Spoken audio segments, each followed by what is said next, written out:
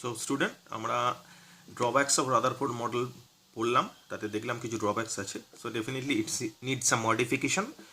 সেই জন্য যে নতুন থিওরি ইন্ট্রোডিউস হচ্ছে, new theory known as Bohr's theory, given by professor Niels Bohr. এখন এখানে একটু গল্প যেটা, সেটা হচ্ছে যে রাদারফোর্ডে যেটা টোটাল এক্সপেরিমেন্টাল সেট আপ আছে, যেটা দিয়ে টোটালটাই এক্সপ্লেন করা গেল, বোরস থিওরিতে সেরকম কিন্তু কোনো এক্সপেরিমেন্টাল সেট আপ নেই। যেহেতু বোরস থিওরি কোনো এক্সপেরিমেন্টাল সেট আপ নেই, সেজন্য বোরস থিওরিকে আমরা এক্সপেরিমেন্টাল রেজাল্টে বোরস ল বলতে পারবো না, কারণ যেহেতু তার কোনো প্রমাণ নেই। So no experimental result, that's why এটাকে বলা হয় পস্টুলেটস, বাংলায় অনুসিদ্ধান্ত, বোরের অনুসিদ্ধান্ত বলা হয়। যেহেতু প্রমাণ নেই, প্রমাণ থাকলে সেটাকে সূত্র বলা যেতে পারে, ল বলা যেতে পারে, কিন্তু যেহেতু প্রমাণ মানে ম্যাথামেটিক্যালি ওরকমভাবে কোনো প্রমাণ বা এক্সপেরিমেন্টালি কোনো প্রুভ নেই, সেই জন্য এটাকে পস্টুলেটস বলা হয়, বোরের অনুসিদ্ধান্ত। What are the postulates? সেগুলো কি? প্রথম হচ্ছে, electron are moving in a circular path where nucleus is at the centre. নিউক্লিয়াসকে কেন্দ্রে রেখে ইলেকট্রনগুলো বৃত্তাকার পথে প্রদক্ষিণ করছে। দিস পাথ, যেগুলো fixed, are known as orbit. এই পাথগুলোকে বলা হয়, যেগুলো ফিক্সড আর কি, অরবিট বলা হয়। ঠিক আছে? কক্ষ, 2 নম্বর, বাংলায় কক্ষ বলে। 2 নম্বর কি? In this orbit electrons neither absorb any energy নর এমিট এনি এনার্জি।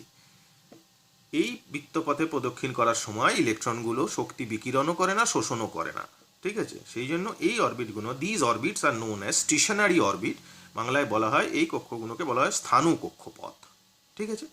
এটা 2 নম্বর। 3 নম্বর, যেহেতু বৃত্তাকার পথে ঘুরছে, ন্যাচারালি আমরা যেটা বলতে পারি, যেহেতু বৃত্তাকার পথে ঘুরছে, ন্যাচারালি আমরা যেটা বলতে পারি, এর যে গতিবেগ হবে সেটা নিশ্চয়ই রৈখিক গতিবেগ হবে না, অ্যাকর্ডিং টু ফিজিক্স। সেটা তাহলে কৌণিক গতিবেগ হবে। যদি গতিবেগটা কৌণিক হয়, ডেফিনেটলি তার মোমেন্টাম বা ভরবেগটাও কৌণিক হবে। সেই জন্য থার্ড পয়েন্ট যেটা, the angular momentum of electron is an integral multiple of h/2π। একটা ধ্রুবকের ইন্টিগ্রাল মাল্টিপল বা সরল গুণিতক। MVR, VR কেন লিখেছি, তার কারণ হচ্ছে অ্যাকচুয়ালি এখানে ভিটা ওমেগা দিয়ে এখানে দেখিয়েছি আমি। ওমেগাটা হচ্ছে কৌণিক বেগ আর ভিটা হচ্ছে রৈখিক বেগ। ভি হচ্ছে লিনিয়ার ভেলোসিটি, ওমেগাটা হচ্ছে angular velocity, and this is the radius of the orbit. তো this is the relation between linear velocity and angular velocity. ঠিক আছে? এখানে ভিটা অ্যাকচুয়ালি এই ভি নয়, এটা ওমেগাটা। এখানে আর ওমেগাও লেখা যেতে পারতো। তাহলে অ্যাঙ্গুলার মোমেন্টাম কোথা থেকে গেছে? লিনিয়ার মোমেন্টাম মানে এম ভি, তার জায়গায় এম, ভি এর জায়গায় আর ওমেগা। তো এখানে ওমেগাটা যেহেতু ভি ধরেছি, তাহলে লিখছি m v r, that is the angular momentum. বললো h/2π এর ইন্টিগ্রাল মাল্টিপল। সো এনটাকে ইন্টিজার ধরা হয়েছে, 1 2 3 4 any integer. So N h/2π, যেখানে এইচটা হচ্ছে একটা constant which is known as Planck constant. ঠিক আছে? আর এখানে ভিটা অ্যাঙ্গুলার ভেলোসিটি, যেটা বললাম ভিটা অ্যাঙ্গুলার ভেলোসিটি ধরা। সো সেকেন্ড পস্টুলেট থেকে পাচ্ছি MVR is equals two NH/2π। ঠিক আছে? এটা এই থার্ড পস্টুলেট থেকে। এবার আমরা যাচ্ছি ফোর্থ পস্টুলেটে। কি বলেছে? When electron jumps from higher orbit to lower orbit, electron যদি উচ্চ কক্ষ থেকে নিম্ন কক্ষে ঝাঁপ দেয়, or lower to higher orbit, অথবা নিম্ন কক্ষ থেকে উচ্চ কক্ষে ওঠে, in that case there is an emission or absorption of energy.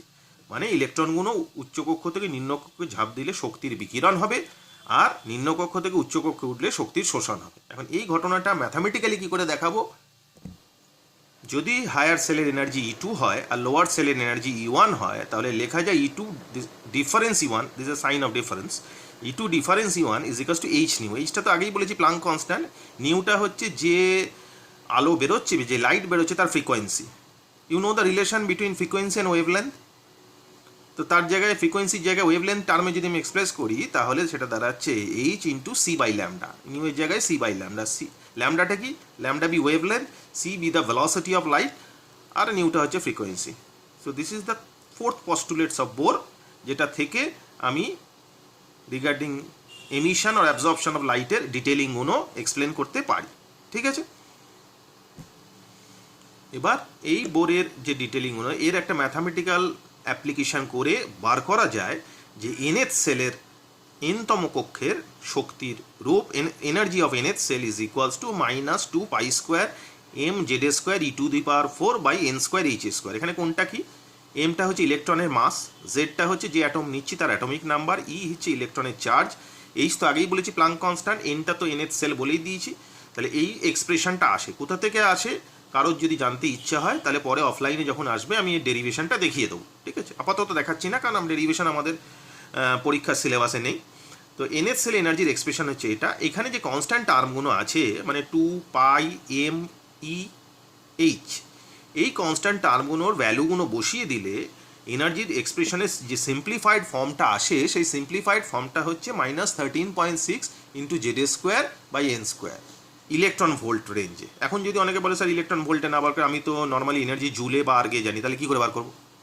তাহলে you have a relation between electron volt and energy. 1 electron volt equals to 1.602 into 10⁻⁹ joule. So you can convert this value into joule. এইভাবে এনএস সেলের energy বার করা যেতে পারে। এখন খুব সিম্পল, এর ছোটোখাটো অঙ্কগুলো থাকবে। এখন 2 নম্বর সেলের সেকেন্ড সেলে যদি এনার্জি বার করতে দেয় হাইড্রোজেন অ্যাটমের ক্ষেত্রে, আমি কী করবো? তো সেকেন্ড সেল এনার্জি হাইড্রোজেন অ্যাটমের ক্ষেত্রে বার করতে দিলে জেডটা কত বসাবো? জেডটা হাইড্রোজেনের 1 বসাবো, আর সেকেন্ড সেল মানে এনটা 2 বসিয়ে দিলে বেরিয়ে চলে এলো। একদম simplified, and this is the best way of calculating energy of any cell. এখন এটা এনার্জিটা বার করলাম, তাহলে যে সেলে সার্কুলার অরবিটে ঘুরছে তার রেডিয়াস কি বার করা যাবে? ডেফিনেটলি বার করা যাবে। তো that expression is Rn, NS সেলের রেডিয়াস ইকুয়ালস টু n²h²/4πmz²। প্রত্যেকটা টার্ম আমি আগেই এক্সপ্লেন করে দিয়েছি। সো সেই টার্মগুলো ভ্যালুগুলো বসিয়ে দিলে এই ভ্যালুটা আসে, আর n ইকুয়ালস টু 0.529 অ্যাংস্ট্রং। এবার এনএস সেলের যেহেতু এটাকে ইনটু লেখা যায় ইনটু n²/z। এই টার্মটা কিন্তু এখানে দিতে হবে, কারণ এখানে যে ভ্যালুটা বসানো হয়েছে সেটা হচ্ছে হাইড্রোজেন অ্যাটমের ফার্স্ট সেলের ভ্যালু। এবার যদি অন্যান্য কিছু দেয়, ইন দ্যাট কেস সেই ভ্যালুটা এখানে বসিয়ে দিতে হবে। যদি বলা যায় হাইড্রোজেনের সেকেন্ড সেলের, তাহলে জেডটা হাইড্রোজেনের 1, সেকেন্ড সেল মানে ইনটা 2 বসিয়ে বার করে দিলে অ্যাংস্ট্রংয়ে বেরিয়ে চলে আসবে। ঠিক আছে? এইভাবে খুব ইজিলি বার করা যেতে পারে বিভিন্ন সেলের রেডিয়াস। এখান থেকে যেটা জানতে পারলাম সেটা হচ্ছে রেডিয়াসটা কিন্তু n² প্রপোর্শনাল হাইড্রোজেনের কেসে। ঠিক আছে? এই হচ্ছে বোরস থিওরি। তো দেখতেই পাচ্ছি বোরস থিওরি রিলেটেড সেখানে আমি এনার্জির এক্সপ্রেশন পেলাম। তার মানে রাদারফোর্ডে যে ডিফেক্টটা ছিল আমার, সেটা টু সাম এক্সটেন্ট কিন্তু আমার রিমুভ হয়ে গেল, কারণ এনার্জি এক্সপ্রেশন পেয়েছি মানে we can predict the stability of the atom. এছাড়া রেডিয়াসের এক্সপ্রেশন পেয়েছি। তাহলে what are the merits of Bohr's theory?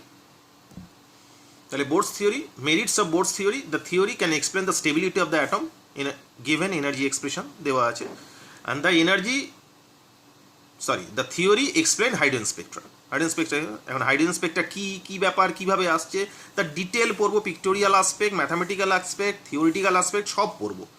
এই পর্যন্ত বোরস থিওরি। এখন এখানে প্রশ্ন যেটা সেটা হচ্ছে বোরস থিওরি কি 100% কারেক্ট? ডেফিনেটলি না, বোরস থিওরি কিছু ডিফেক্ট আছে যেটা পরে পড়বো আমরা।